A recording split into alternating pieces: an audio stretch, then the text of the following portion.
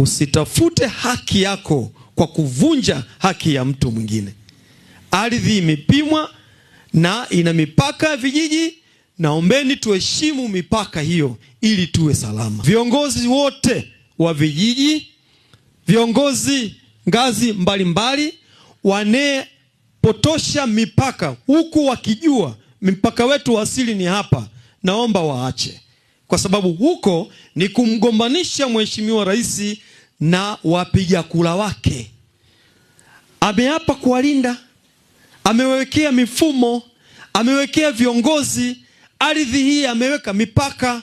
Kwa nini wewe kiongozi wa sasa uanze kusema mpaka wetu ni huu, wakati unafahamu kabisa mpaka ulikuwa ni ule?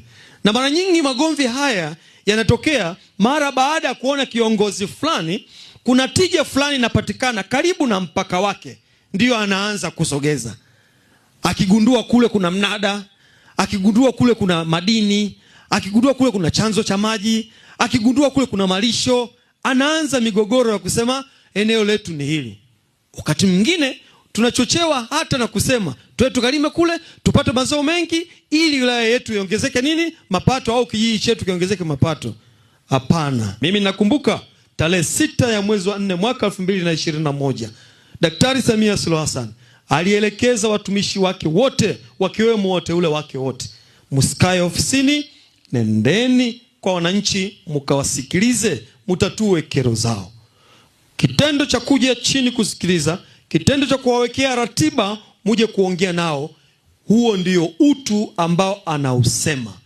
Kaa chini, muongee, mutatue kero, muishi kwa amani. Tuache kusababisha migogoro isiyo na sababu. Mwenyekiti wa chama hapa amesema kuna watu wanaitwa madalali. Juzi nimekemea dalali akatafute kaburi la kujificha. Asitumie sekta ya ardhi kuwagombanisha wananchi na mamlaka, kwa kujifanya yeye anajua kutoa huduma bora na anawajua watu na anajua muda na anajua jinsi ya huduma inavyotolewa. Huyo ni muongo, ni muhalifu kama muhalifu mwingine yoyote yule.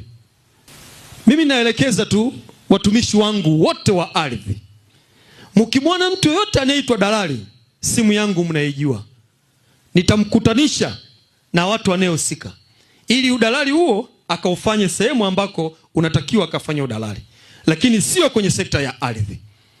Udalali, kuna makampuni yaliyosajiliwa wanafanya udalali ambao wana leseni ya kufanya kazi ya udalali, aenda akajisajili huko.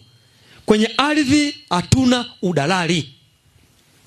Hapa tunapata malalamiko kuhusu mwenyekiti kuwa kesi zinachelewa. Mkuu wa wilaya, hapa tuna kesi 89 tu hapa Ukerewe.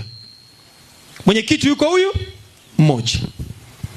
Musoma hapo karibu tuna kesi 285. Mwenyekiti ni huyu mmoja, anatoka hapa anaenda kule. Kwa hiyo anajigawa huyu mmoja. Kwa hiyo tumuonee huruma kwa hilo. Na niwaambieni tu, Daktari Samia Suluhu Hassan kwenye mabaraza fanya nguvu kubwa mno. Yeye alikuta mabaraza yako 50 tu, lakini ameongeza akawa zaidi ya 130. Kulikuwa na kesi zaidi ya 32,000, lakini hivi ninavyoongea tumebakiwa na kesi 9,000 tu Tanzania mzima hii, kwa sababu ya mabaraza hayo. Lakini tutaendelea kuimarisha.